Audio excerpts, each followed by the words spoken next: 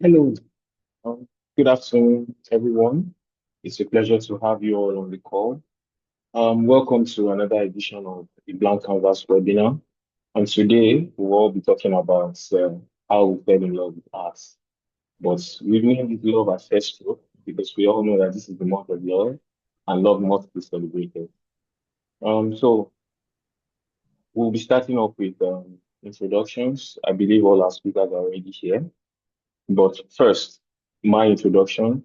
My name is Fọlábòmí Àmọ. I'm head of operations at Vascan, and it's a pleasure to be here. So our first speaker, Titilola, please. Good afternoon. It's a pleasure to have you. Can we meet you, please? Hi, Hello. good afternoon. How are you? I'm doing well, thank you. How are you? Fantastic. I'm doing well. It's quite hot. I'm doing well. It is quite hot. It is quite hot. Well, in Nigeria. So please let us know more about you. Great. So, hello everyone. My name is Titilola Fagbemi. I'm an artist based in Lagos, Nigeria. And the summary of my art is I see art, my art currently as a visual diary. I like to document my state of mind, document history of myself, my family, and the people around me through art. I see art as a way to freeze time and for people to engage and sort of reflect back on their own lives and perspectives. So that's a bit of summary about my art and who I am. Yeah. How has that experience been? It's been an interesting one because I don't have a traditional background in art, so I could just maybe, give a bit of a story of how I fell in love with art and how art has changed my life, right? So my first couple of years in terms of education in primary school, I actually did go to a school that enabled creativity. It was called Centro Escola. It was owned by a Spanish lady who really just, for lack of a better word, was infused arts in every aspect of teaching. From teaching kids how to make earrings to teddy bears to slippers to telling people to go and draw the 12 disciples.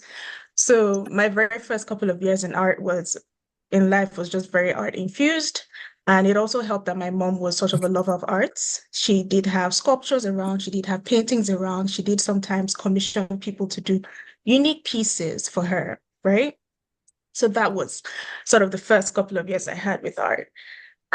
Moving on to my secondary school, or when I changed schools, because unfortunately the proprietress died. So when I changed schools, um, the secondary school I was in, there was someone called Dukes, which I'm sure maybe a few people might know of him. I like to say that he's like a forefather when it comes to digital arts in Nigeria.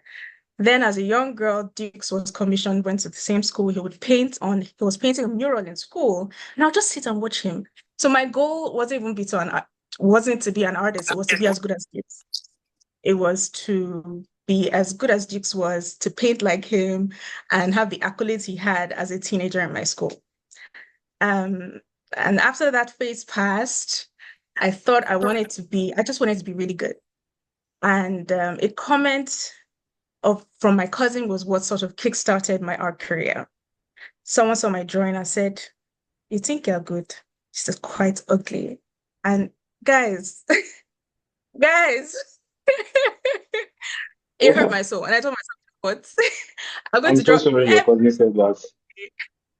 I mean, but here I am, the hater that really started my career. I thank him every day, jokingly. Oh my So God. I started Haters sketching have every their single. uses. Sorry? I was saying that haters do have their uses. Exactly, right? Yeah. Yeah. So I started sketching every single day. I still have a lot of the papers, A4 papers when I was in SS2, SS3. And I've never really stopped, right? Even though I didn't study, I went on to study business in university, but people that entered my room would see a sketchbook on my table all the time. So people thought I was studying architecture at some points because I was always drawing something and drawing lines. And yeah, in 2020, there was a huge change for me. because I then primarily used to work with pen and pencils. But in 2020, the pandemic, so many things happening, I ventured towards oil. And that was then like therapy for me. I started a series just documenting my state of mind because for myself and for everyone, I would have imagined that it was a very tough time. Started, documenting myself, documenting history, documenting memories I had. And I fell in love deeply with art. I loved art as a way to engage my mind and be creative. But in the last 5 years, it went much more deeper as a way to connect with myself, understand myself better, understand my mind, the way it works, and also then engage with the people around me. And yeah, so that's really a summary of the different stages of how I sort of fell in love with art and how it's been so far. Okay. So a question, I'm sure you must have heard a similar question like this, but you said that you studied business administration, and then Mhm. and I also know that you were a first class graduate. So I'm trying to marry your passions, I guess. I'm trying to see how just to paint a picture of a tree of your passions and to see how you are marrying all these passions in your life. Yeah, Okay, so I guess I mean, my I, question. I don't, Okay. so carry on, you can finish. Oh, okay. My question is like, how do you succeed in making sure that study business administration, you're succeeding in that. You're also succeeding to make sure that all the paintings are being delivered, the inspiration and the creativity is coming through and all of that. So how are you successfully navigating this? Great question.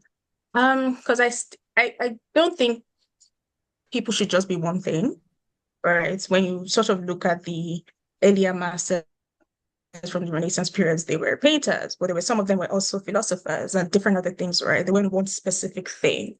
So I believe as human beings, you can have different passion, but then it's also knowing time and place and season, right? So at the moment, I still do work in I still have a consulting background. So right now, for the last 4 or 5 years, I worked in management consulting as well as balancing an art career. And it's very tough. I think it's one, getting your priorities straight and understanding the pace. So, for example, people that are in my line of career when it comes to corporate are probably a little ahead of me, and that's fine. And people that are in arts are also a little ahead of me because I'm balancing both. But for me, how it works is I like to joke that I'm a consultant by day and an artist by night because my creative juices really flow at nighttime and really early in the morning. So I'm just kind of strict with my timelines, kind of strict with things I have to do. If I need to see somebody, it goes to a calendar. If I need to do anything, it kind of goes to a calendar. And I always just, in terms of things that I intake, content, mediums, like music, I just like things that constantly fill my creative juices, as well as, that when it comes to corporate. And then there are also some perks, right? Balancing two things, because with work, I can create very beautiful slides and presentations. And that is thanks to my art background. And then with art, I can be a bit more structured in terms of the things I have to do and set timelines and deadlines and meet them because of the structure that a corporate life has kind of given me. Right. So yeah. That sounds very, very interesting. Um, I'm really happy for you that you're able to find some balance in your careers.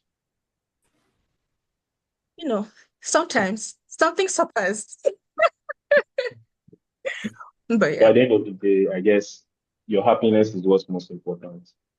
But one exactly. final, okay, one final question. What gets you to move the most? Is it your passion or, sorry, is it your career in business or your passion for art? I didn't get the question. What exactly? Like, what gets you really is what gets you up in the morning? What is your driver? Is that Return. all? See, let me tell you, I see art as a journey. Till the very end is still Mm, old age, right? Work right now is to get by, right? To really invest and follow the passion and, invest back because whatever I get from work, I kind of just invest back, in my art. And in the last 2, 3 years, when I couldn't, I struggled a bit with some health challenges.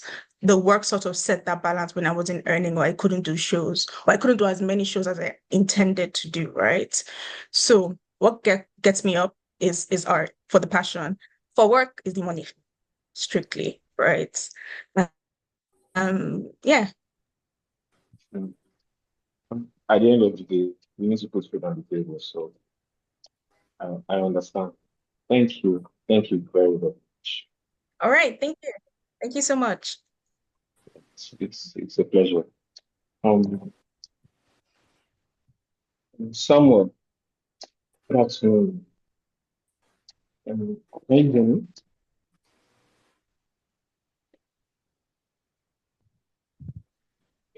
Hello, someone.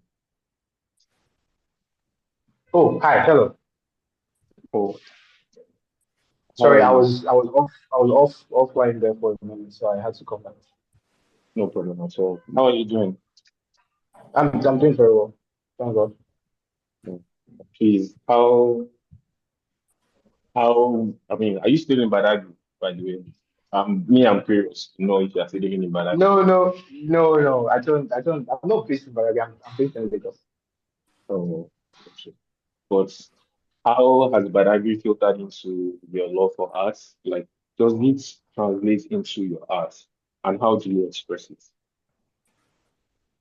Well, growing up as a typical Badagry boy, there was no much. There was not a lot of things going on.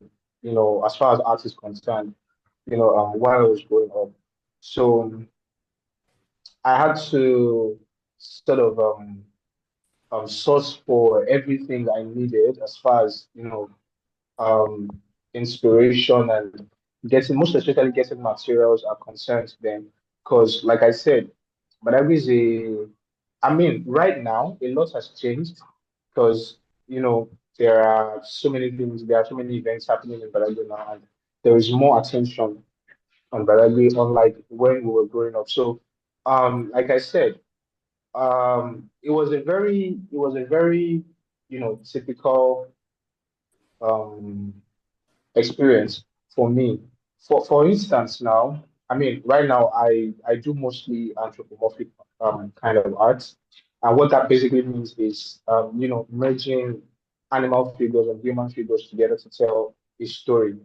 So I remember vividly rather that while I was growing up, we used to so my grandma raised a lot of animals, not for business purpose. She just likes, having a lot of animals around. And one of those animals she used to rear is cow. She had like I think 3 cows. So then I remember every morning we have to wake up early, take the cows into the bush to tie them so they can eat. And then once it is evening, we go back to, bring them back home. So I think it was something I picked up not intentionally. You know, Growing up and starting my art career, I discovered that because I was trying to link where adding cherubs into my painting came from and things like that. But so I remember then that on one of those, not one, like a lot of times when we go to tie this cow in particular, when we come back in the evening, we always find birds perched on, the back of the cow, picking one or two things from the body. So now I can actually relate that to what I do now, having cherubs around my figures, and stuff like that. So yeah, in a way, I would say it's, really influenced what I do now and how I present my art. Okay. Thank you very much for that lovely explanation. Because I think in explaining, you know, growing up with your grandmother and her love for animals, so that was really important. But do you ever get the question that maybe like how that's your side of art may be weird to some people? Do you get comments like this, and how do you try to answer them.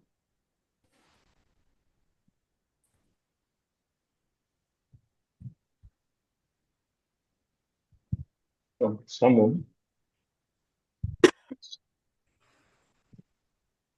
Oh, I think you dropped off. Maybe he's having it. Hi, sorry, I went offline again. Apologies. Okay. So I'm sorry, did you hear the question?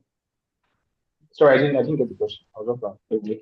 I was saying that, because of your love of animals, growing up with your grandmother and how that translates into your art, that do you sometimes get the question that's maybe it's a weird introduction into art, and how do you explain your love, like how you got into art that way? Well, how I fell in love with art. As a child, there is no particular event that, triggered the love for me in my own case. Because as a little child, I remember clearly that I've always, wanted to create, not necessarily art. I've always had that urge to, create things. It does just put things together and, you see things scattered on the ground, items, blocks, name them, that, really do not look like much or do not have meaning. And then, we put them together and they magically form something interesting. So I've always had that urge to create in me as a child. So the closest thing I can remember as far as the turning point that defined my love for art is my uncle, that's my mom's younger brother, who happens to be a lecturer. Um, he lectures art, but before he became a lecturer, he was practicing art. But it was this roadside kind of art.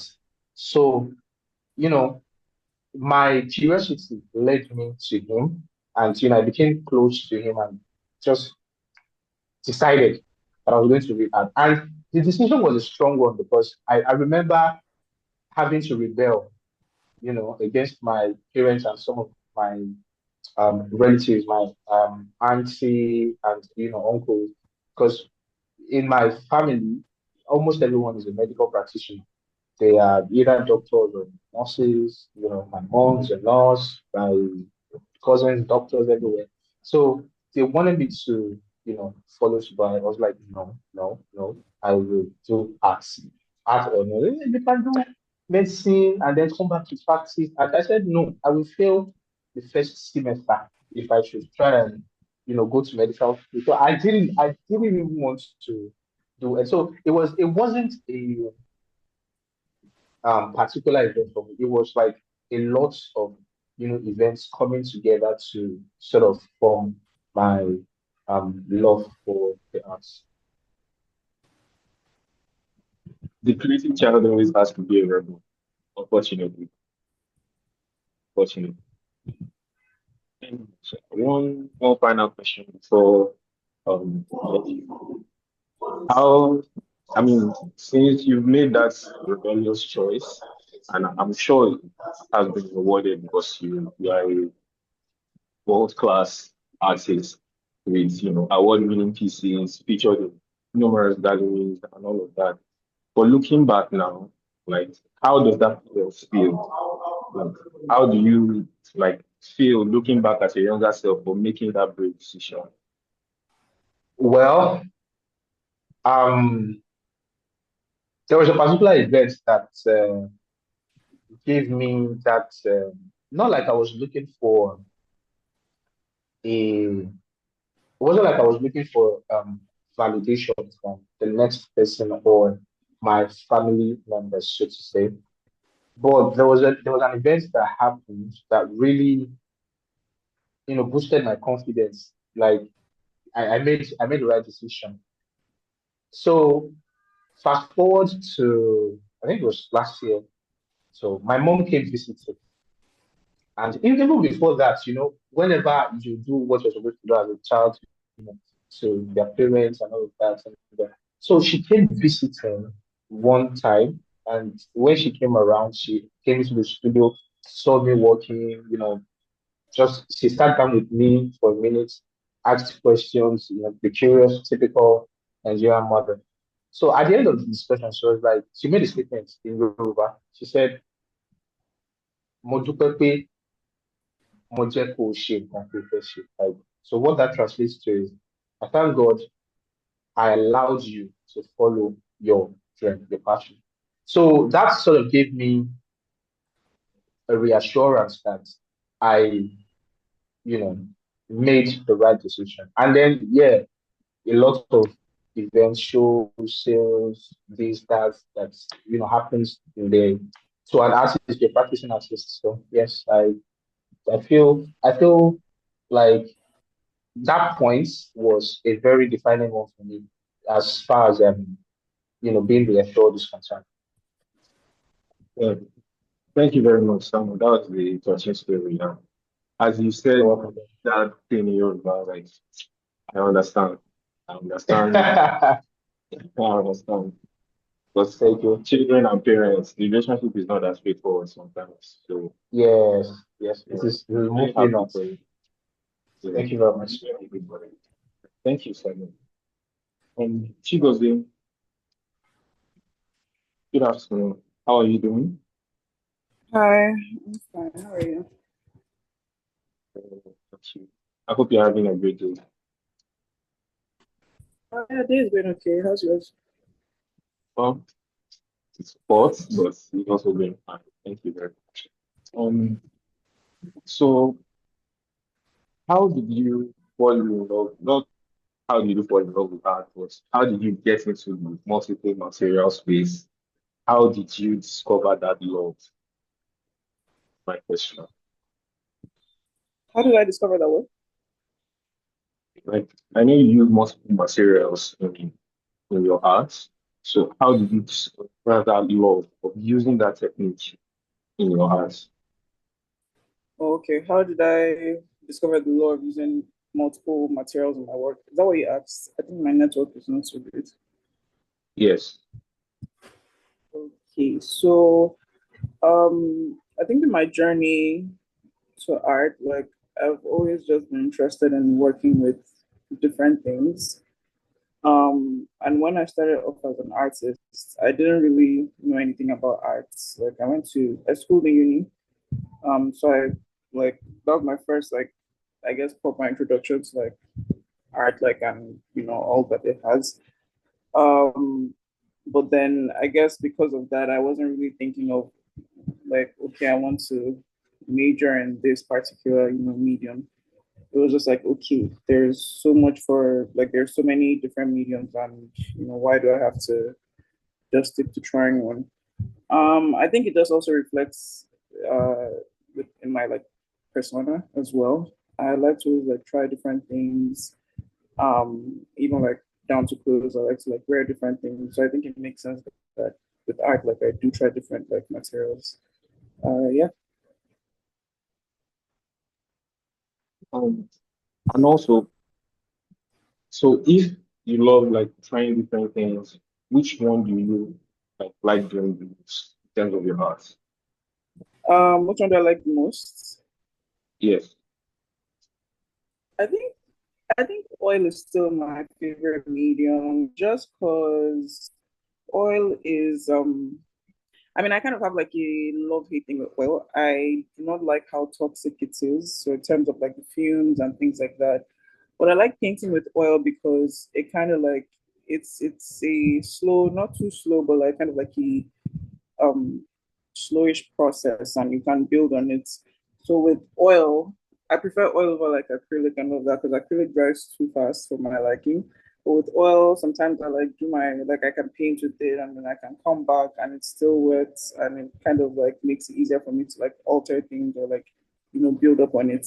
So I like that process of being able to just you know it's like it's not too fast, like it's kind of going at your own pace in a way. Um yeah, I also really like just like the texture.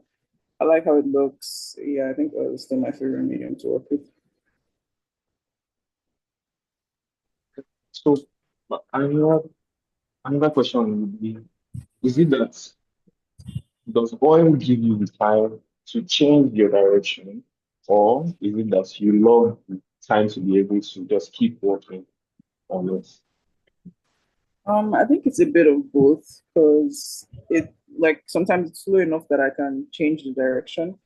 Um, but also I kind of like it's waiting for me. I don't really need to rush through like painting. I think I'm like a quick painter in a way, but at the same time I don't need to like rush through the painting because the oil, like the paint is not drying immediately. So as opposed to like when I'm working with like watercolor or like line, I'm in a bit of like a more of a hurry sometimes, depending on what I'm trying to do, because I know that it can dry really quickly. So I need to just like get this out. So even just like for example, transferring paint from like the lino print to paper. If you wait too much, it dries. Like if you literally wait just for like I don't know, like a minute, it's already started drying on the lino prints. So that affects just how much ink is transferred to the paper. So, but like with oil, it's not necessarily that fast. So even when I'm printing with oil, it's a bit like I'm not in as much of a rush. So I like that. Alright, thank you very much. One Mm. final question. One final question would be to say, um, in terms of display of your art, because what we talked about was the creation. Which medium do you prefer for display? In terms of in terms of display, Yeah, like does which one appears best for your work? Oil, acrylic? like you mean when I'm showing the work? Yes, yes. I personally I don't think there's anyone really that is better displayed more than the other. I think there are like different factors that can just go into like how work is received. Sometimes I don't think I can give you a definite answer to that question. I think it depends. All of them are really lovely to me. When I see them being displayed, I think I have the same great feeling. As long as I'm happy with what I put out. So I guess maybe it depends on that for me. Yeah, I don't think I have a definite answer for it. Okay, then I guess the emotional connection is most important for you. Yeah, that's like I think the biggest factor really, just how I feel about the work first off, and then there are just like other factors that come in. So it really depends. Yeah. Okay. Is one final question. One final question. So your works over time, like how does that relationship happen? Like what does time change your feeling towards your works? So something you've done so long ago, does time affect your relationship with that work? I think sometimes it does because when you look back, the more you learn and the more you grow, I think your work changes. So sometimes when you look back at some pieces, you could see things that maybe you wish you had done differently. But sometimes even I think it's not always that. Like sometimes I'm actually happy with like the work I put out before because I can just like see how much I've grown from then or like I remember like what I was feeling then and things like that. So I think that is also dependent as well, but definitely like I think on the major scale, like as you grow, you kind of just like see things differently. Your eyes are more exposed, your brain is more exposed, your feelings are might be different. And so yeah, that like is a factor I think that affects that. So just even especially with how my work is, I think my work is really tied to a lot of how I'm feeling. So even just based on creating, like on those feelings and then feeling something like years later, it's like, oh wow, here we are. So yeah, definitely. I think it does. And sometimes it doesn't, but I think majorly like it can affect time can affect how you feel about your work. It is always nice to be joined. Thank you very much. Yeah. All right, thanks. Thank you very much. Chris, are you there?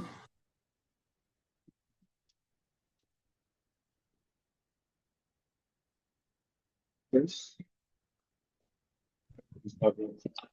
I don't think Chris is here. Chidinma, good afternoon. Hi everyone. How are you doing? Hope you're having a good day. Yeah, I'm fine. Please, can we meet you, please? What? Can we meet you? You say can we meet you? Yes, I was asking for an introduction. Okay. Sorry, I didn't hear that clearly. Um, my name is Chidinma Nnoli. I am an artist working primarily with painting. I always like to make that distinction because I think painting is something I started liking recently, even if I've like been doing it for professionally for the past 5 years, because painting was something that paint was just a medium that I was using for to convey my ideas, but now it's something that I'm thinking in terms of materiality recently. So yeah, I'm an artist working primarily with painting, and recently my work has started to merge Catholicism and Igbo traditions together. I think I was working primarily with Catholicism and growing up within a Catholic home, all the experiences, all the things that was, encompassing that experience. But now my work is kind of joining together Catholicism and Igbo traditions. But most primarily, to be honest, my concern right now is painting. And I think that's why I haven't posted anything recently on my Instagram, because that is something I'm still contemplating within my studio. So yeah. What necessitated the change? Like, what made you make the change in your career? What do you say? So, what made you make the change in your painting? Which part exactly? You said that you just made a change recently, like you've not made any posts. So I was saying that what made you make that change? No, I didn't. I said the reason I haven't made any posts is because I'm still experimenting. Like I'm just trying like different things, and I'm not ready to put it out yet. I mean, I've shown some of my friends, I've shown people who I work with personally, but like nothing I would like to show the world. So it's not like, oh, there's a specific change. I mean, my work is evolving. My work is always going to evolve. I'm still a young artist, still trying out different things. So yeah. So how did you find your love of art? What made you fall in love with art? So I've been painting since I was young, like drawing, just basically like drawing stuff, creating stuff. My mom would buy me plasticine. I had some Catholic calendars that I grew up around, seeing around me, and I would just turn the back of the calendars and like chase them out. And in secondary school, I really admired my high school teacher who was a textile designer. So because of him, I decided to study textile design. But I got to school. I think in university they make you major for the first 2 years. And turns out I was good at painting. I didn't realize I was, but my primary goal was to go to uni to study textile design. And I got to school, I got to university, fell in love with painting there.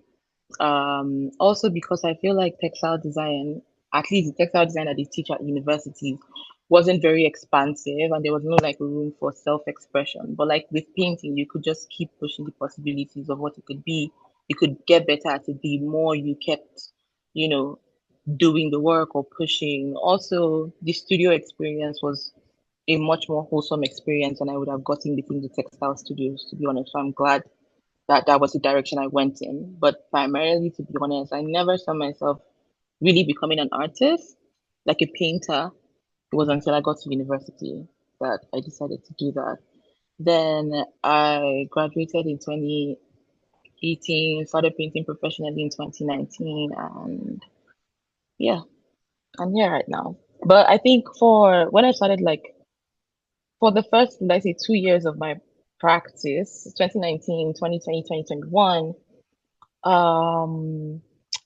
I think my work was just about everything I had read for, let's say, for the past 5, 6 years prior to when I started painting professionally, everything I had consumed, all my experiences, these were things I poured into my work for the 3 years I did that. And I think at some point I exhausted what I could give, and then I began to hate painting. It was almost like I was following a routine. And that's why I kind of took a step back 2023 and 2024. And I've just basically been in my studio, trying different things, to be honest, going to the canvas without necessarily having a preconceived idea. Maybe I would have a word, like I would have a word and the word would be like sinister or would be like poetic or would be like morning. And I would go into the studio with that word and try to, create work based on that word, but not necessarily knowing the end of what it could be, what the painting was, not necessarily knowing what it was going to turn out to be. To be honest, it was almost like I was giving myself a problem to solve. So I think I was talking to somebody yesterday, and I was telling the person that painting is just so much wahala. Like at least the one that I'm doing now, the one painting is just so much wahala. It's almost like a hole where you dig by yourself, and then you now have to crawl up the hole. Like nobody sends you message, literally. Like you're just, doing that. But I have found that the experience has been so much more fulfilling for me, to be honest. I think for the first time I feel like an artist, like not somebody who just makes images. I feel like an artist. It's almost like I'm interested in the material itself. I'm interested in the possibility that exists within painting. I think more than even the narrative of the work, to be honest. That's why I first introduced myself I think I expanded more on like being a painter than the ideas I was trying to push with my work. So yeah. So, a couple of follow-up questions. You've said the word painter, you've said the word artist. Which Um, one would you use to describe yourself if you could choose one? I can't choose anyone. I'm an artist because here's the thing. As much as I like painting, I'm not going to. There are other ways I would I say there are things I can't do with painting. Because I mean every medium has its limitations, and yes, there are things that painting is not going to do everything for you, even as much as you try to push beyond the limits of what it can do for you. So I also know that there are forms of expression I think that would be better expressed with other mediums, whether it's drawing, whether it's sculpture, whether it's just installation. There are forms of art or just forms of that I would want to express in other, mediums that painting will not necessarily do. And it may not even necessarily like be like physical art. It could be just writing about the thing instead of making it. And those are things that I do. Like, okay, yes, I can't paint this thing, but I can write it. Oh, yes, I can't paint this thing, but I'm going to draw it. I'm going to make, you know, a video performance out of it. I have not done a video performance, but I did something recently that I don't know what to call it yet. For now, I think the word archive is just, it feels like an archival material that I created. Um, but yeah, I'll call myself an artist. Painting primarily, to be honest, because I'm interested in it as a material. But I'm an artist because there are other ways I would want to express myself that painting cannot just hold. So yeah. Thank you. Thank you for that. Oh, that was a very good answer. Thank you. So my next question, you were saying that sometimes you get to the canvas without knowing what you're going to paint. I guess Mm-hmm. sometimes you get there knowing you get a clear picture of what you're going to paint. Which Mm-hmm. one is preferable to you? Which one is what? Preferable to you? Which one do you prefer more? Going to the canvas without knowing what to do, or going to the canvas knowing what to do? Yeah, Which one is more preferable to me? yeah. So, to be honest, yeah, I told you, I mean, I mentioned earlier that I was painting, and it was almost like I was following a routine. I already knew what it was going to turn out. Like I would sketch, I would do a color study on like a small color study, and then I would go and just paint it. And maybe the things that would change in the work would be a shade. the shade of the color, because I would just um I think one of the strengths of my work is the color. I know how to push that to evoke a certain emotion. So the only problem that I had with painting at that time was to the only problem I had to solve at that time was to keep pushing the color till I get the satisfied outcome. Yeah. But 2020, but I just like I made only like 6 paintings in 2022. And that was because I was just so done with painting. Like I was just so bored with painting. So I think 2023, I decided to go for a couple of residencies.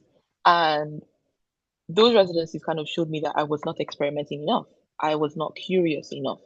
And I think you cannot, the only way to push curiosity for me, or again, I'm talking about my own personal experience with painting or as an artist, I found out that the only way like I can push curiosity is just to allow for possibilities to happen. And the only way I could allow for possibilities to happen was to not, was to let go of knowing the outcome before I even start. So I would go to the canvas, I would not know what to do. I would have a word. I would maybe make like, because I use like charcoal to sketch. So I would maybe make like sketches, like shadow sketches, not necessarily like outlined, proper sketches or anything. I would make like shadow, I would do like some shadows and step back on the canvas, look at it, try to form an image out of that. I would try out different techniques, because one of the things I don't want to be bored of painting. Like, I feel like it's my life. It's something I like to do. I don't want to be bored of it. And the only way I cannot be bored of it is to basically go to the canvas, not trying to repeat the same thing I did in the canvas before. Like this new canvas now, what am I going to do? What does this need? What are the problems I have created here that I need to solve? And I think one of the problems that I hate at the beginning of painting is when like I'm doing something at the beginning and it's already fine, right? Because when it's already fine, it's almost like I have to protect that fine area.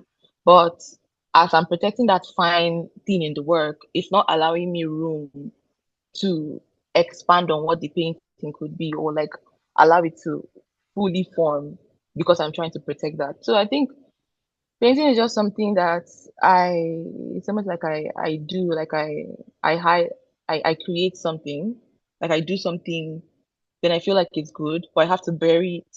Then I see that, okay, yes, that thing needs to come back, and I'm like, I have to unearth it again. So just the process, like it's such a hassle, it's so frustrating. But the bliss that I feel after, oh my God, it's so worth it. It's one of the reasons I'm like, I don't think I'm ever going to let go of like being curious, following the possibilities of what this can offer me. Um, so yeah, I'm at least for the first time in like 3 years. God, I'm so excited to be an artist. Like I'm so excited to be in my studio. I haven't worked this year, but I'm excited. I'm maybe scared to be honest, because it's a scary like no, having all that as your process, like having that be your process is scary. And I think to be honest, we focus, at least me personally, I focus too much on like the career aspects of my art, and then I forgot like art, the process of art, as frustrating as it is, it's actually what matters to artists. Yes, career, yes, accolades, yes, exhibitions, blah blah blah blah blah, things to fill your CV, yes. But like, what is going on in your studio? How do you feel in your studio? How do you feel about painting? How do you feel? Whether you're a painter or you're not a painter, whatever medium you work with, like, how does the process make you feel? And that is something I want to find fulfillment in, and that's what I'm currently doing. And so far, I'm enjoying it.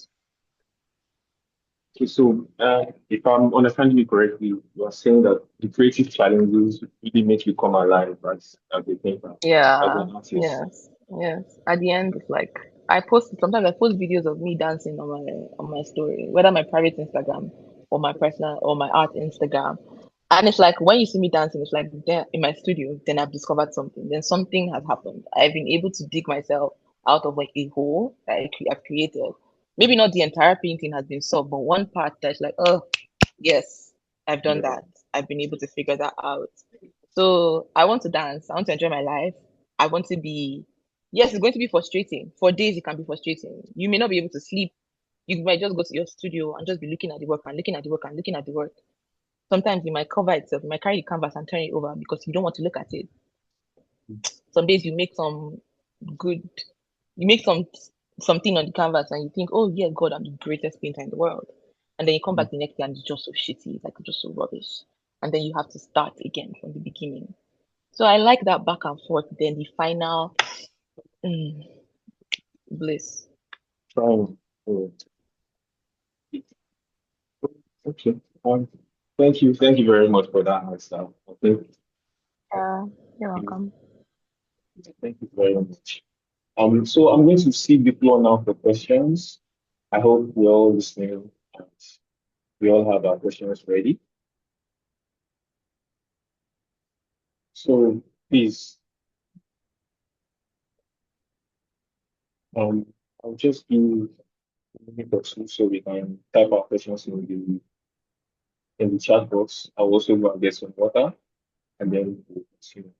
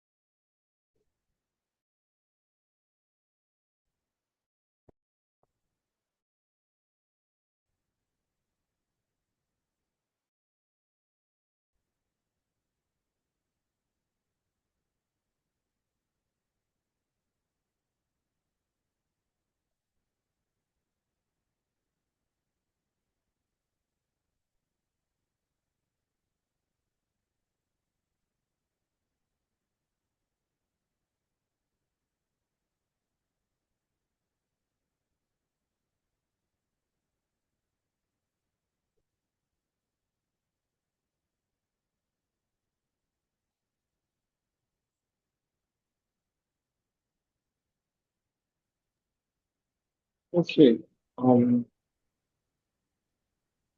See, there's some questions. So we'll just be going in the order of the speakers. So Titilola, I'll be coming to you first with this question. What is something you do as an artist to develop your technique and challenge yourself? Okay.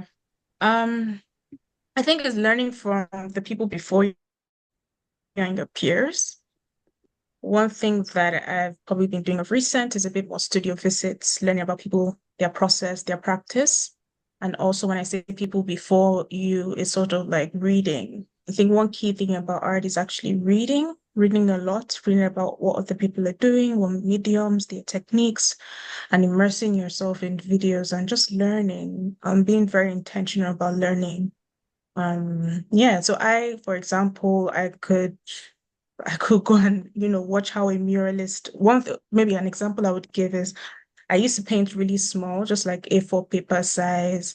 So when I wanted to scale my work and not be afraid of, painting bigger, I went to like watch how muralists did paintings on huge walls, right? So that helped me. Another thing is when I wanted to sort of paint a little faster, I went to watch videos of live wedding painters, right? So there are different avenues, there are different opportunities to learn.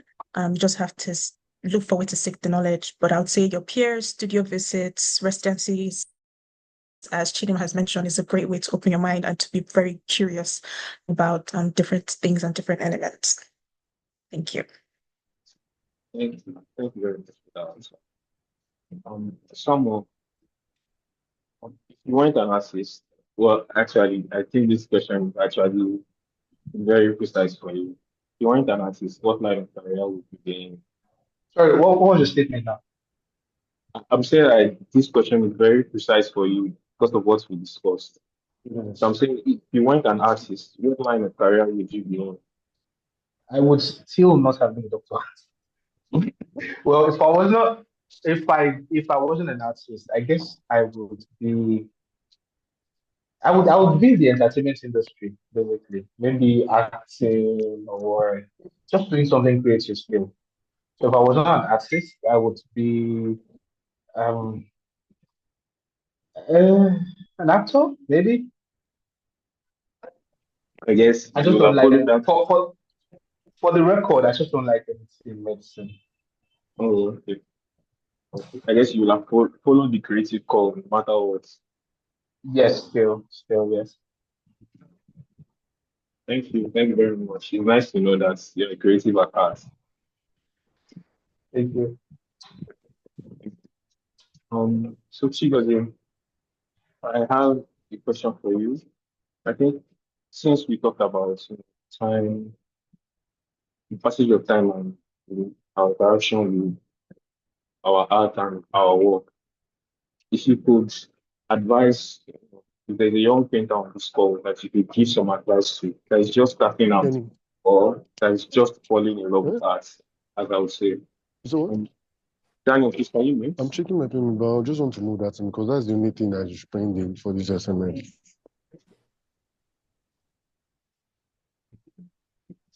Sorry for that. Okay. So let me take it. Let me take it again. I was saying that if there was a young artist on this call that is just falling in love with art or is just starting their journey, what advice would you give that person?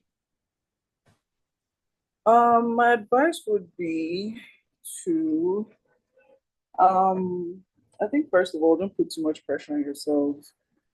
I think we tend to do that, or like art forces you to do that. Like it can be a very competitive career, and a lot of people can even like make you feel like you're not doing enough or you should be doing more, and you can like compare yourself or different things like that. So I think the first thing is to always, not pressure yourself. You need to be able to like affirm yourself, tell yourself that your own journey is different. And it's very important to like, hold on to those reminders.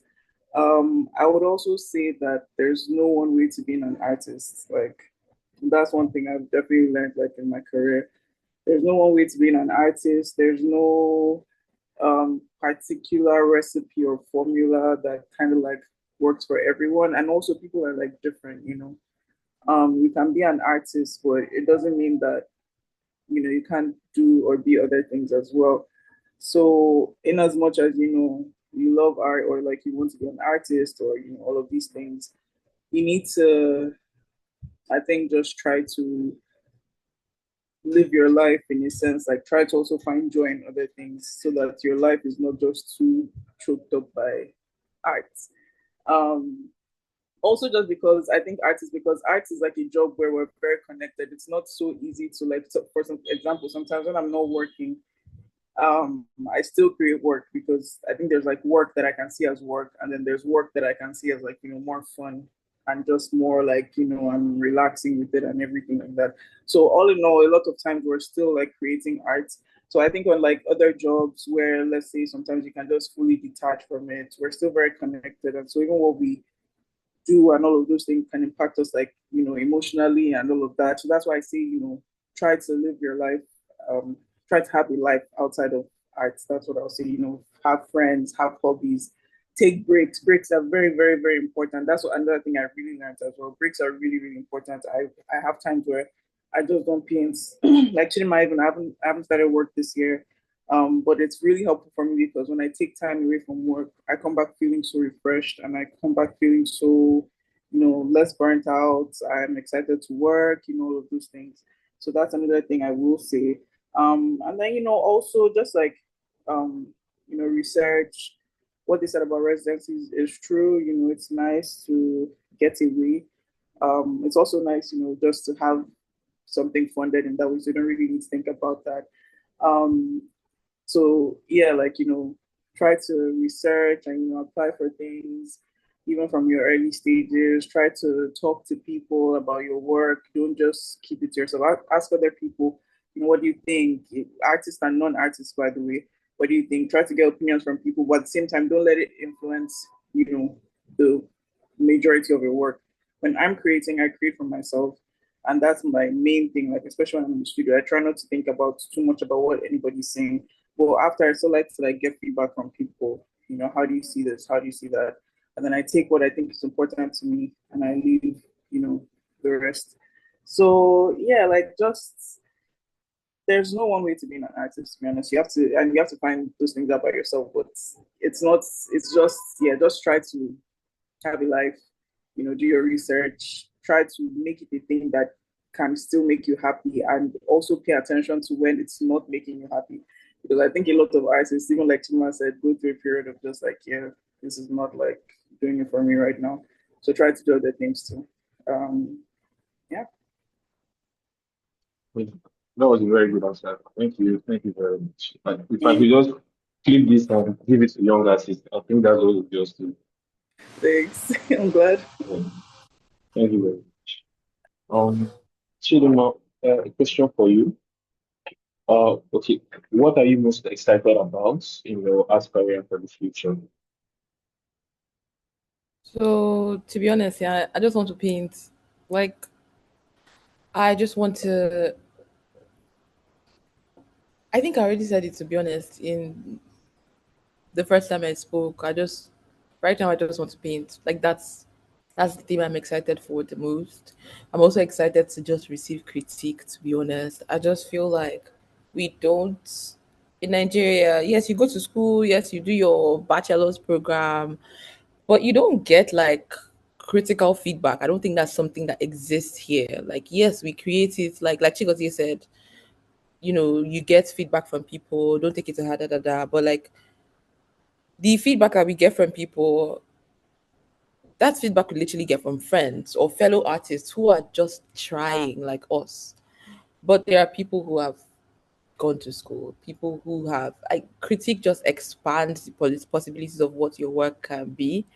And I think that's the thing that makes I'm going to look for possible avenues to like get the critique, be in a critical space. Um but right now the thing I'm most excited for is my the work that goes on in my studio, to be honest. I was talking to somebody and I was like, I'm not going to pressure myself anymore because I mean, that's a lie. I'm the queen of pressure. Like I pressure myself like mad. So let me know if I'm not going to pressure myself anymore. Because after this call, I'm going to be thinking about the million things I'm supposed to be doing in my career. But I just want to paint. And sometimes I remind myself that the amount of years I have left to paint, I have not even lived that long. Like I'm going to be 27 this year, and if I'm going to die at 80, which is when like if trailer does not fall on my head because we live in Nigeria, if weird shit like that doesn't happen to me, then I'm probably going to like start preparing for my death when I'm like 75, 80, 90, right? I'm 27. I'm going to be 27 this year. I have not lived the amount of years I have left to paint. So I can say I'm excited about one exhibition, or I'm excited about one residency I have, or I'm going to show at a biennial. Da, da, da, da, da. I'm just excited about what's the next thing that's going to come out of my studio. All the things I've read, all the things I've researched, all the things I'm scared about, and how they show on. You know, I'm just excited to see how they turn out when I pour all of that into the canvas or into the work that I do. Yeah. Thank you very much for that. So, I'm grateful that this call could give you some calm away from all the things they're supposed to be thinking about.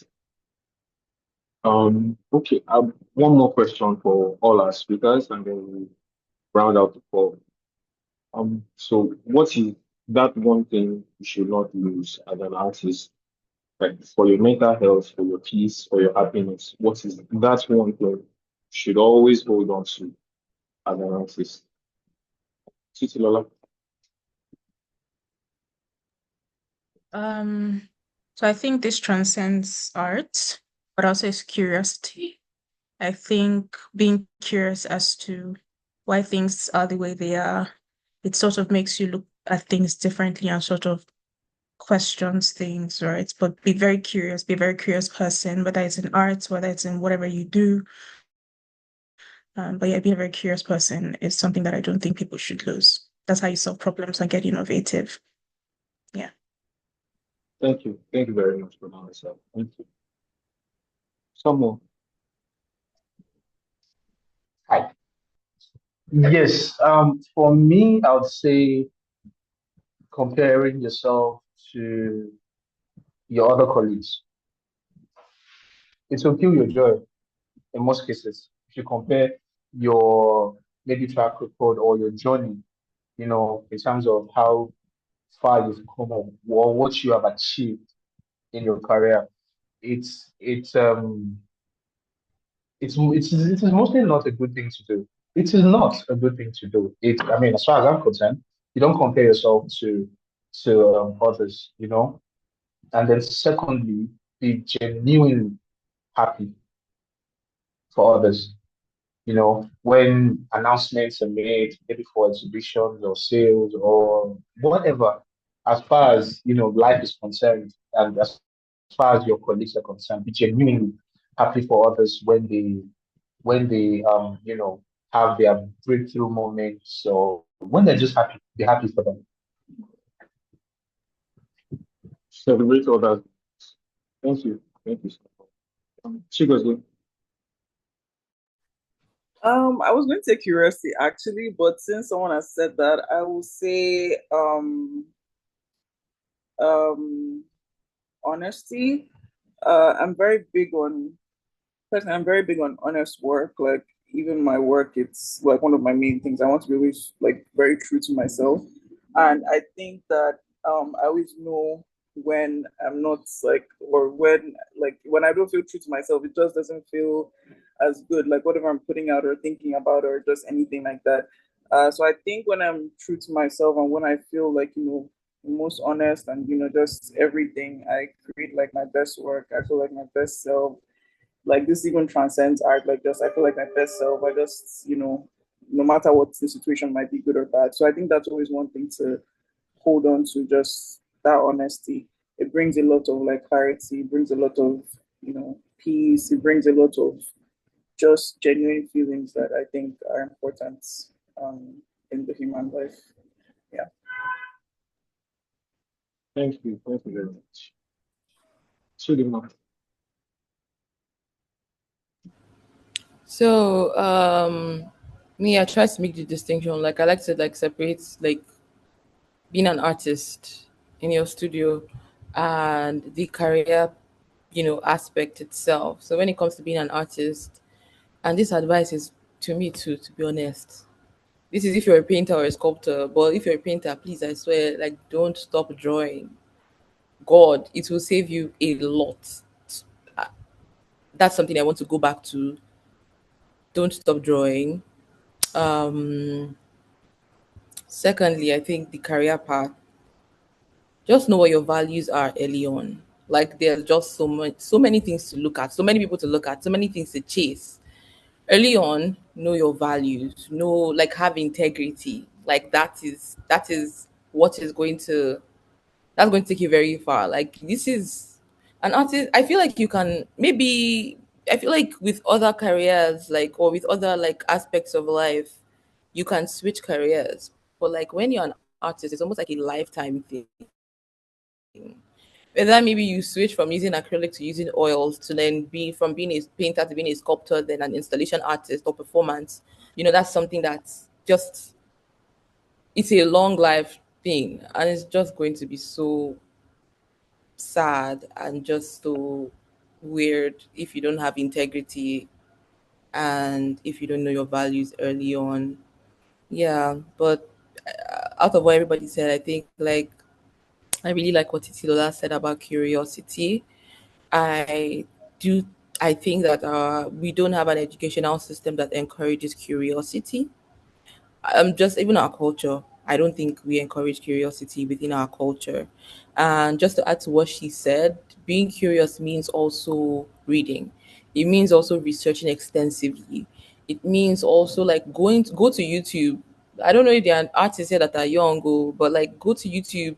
There are channels, Art 21, go to Tate, go to look for their galleries who have like YouTube accounts where they post artist studios, the artists that they represent, they post their studios. Artists are talking about their process.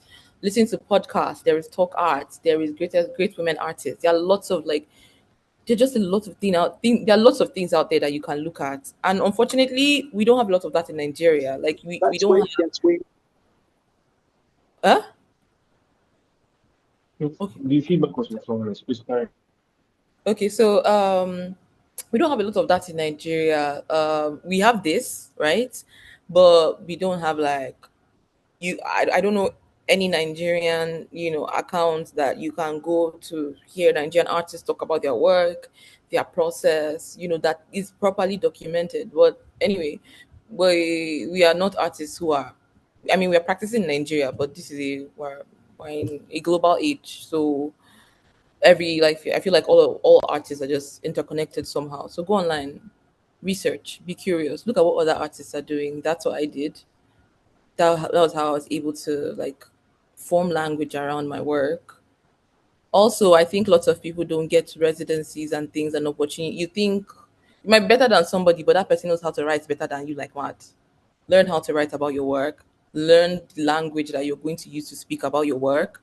Yes, technique, all of those things, knowing colors, all of those things matter, but like the language, very important. Learn how to write. Go and read about, maybe if you don't know where to start from, go to artist websites, look at their artist statements, read about how things have been written. So curiosity, research, reading, da da da. That's all I have to say. Thank you very much. Thank you very much. Um, Chris, good afternoon.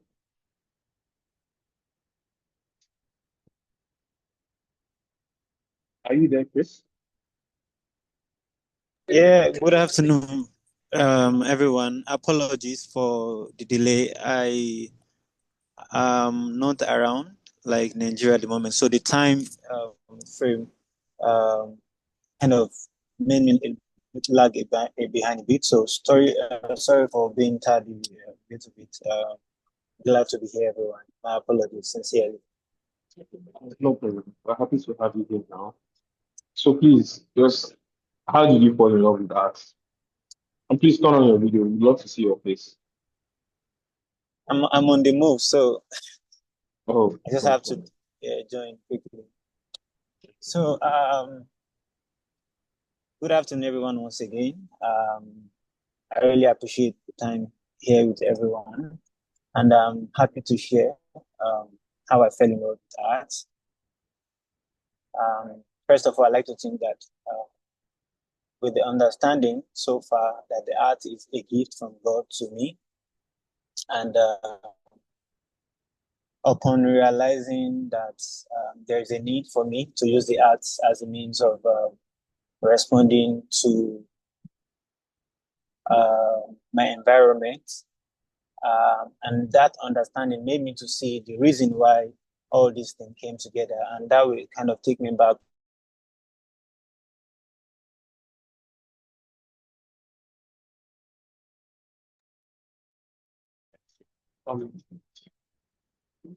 Someone can hear you now.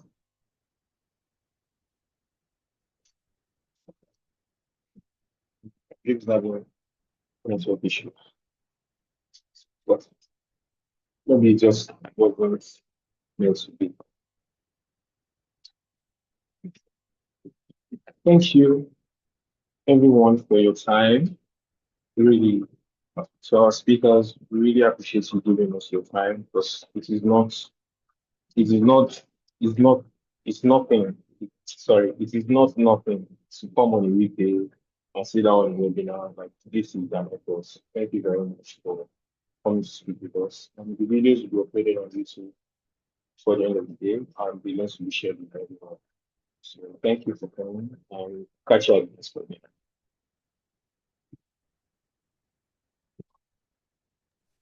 Thanks. Thank you for having Bye. us. Bye. The pleasure was mine. Thanks, everyone. Bye. Bye, guys. Thank you very much.